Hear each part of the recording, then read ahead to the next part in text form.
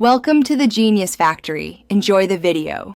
In this video, I will explain how to get into public university in France. Navigating the French higher education system can seem complex, but with the right information, it's entirely achievable. We'll cover everything from initial research to final enrollment, ensuring you have a clear roadmap. This guide is designed to simplify the journey for prospective international students, helping you prepare effectively for your academic adventure. Most international students will use the Etudes en France platform, a centralized online system for applications. However, some programs, especially at the master's or PhD level, might require direct applications to the university.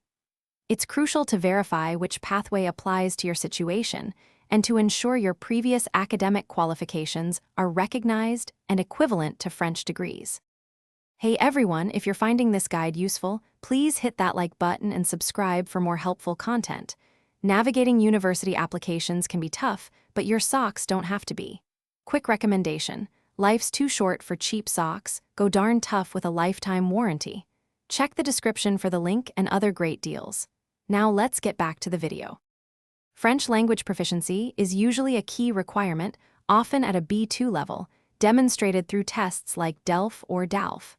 While some programs are taught in English, especially at the graduate level, having basic French skills will greatly enhance your experience. Once accepted, securing your student visa is the next critical step, so start that process early. Congratulations on your acceptance. Now, you'll need to formally confirm your enrollment and settle any administrative fees.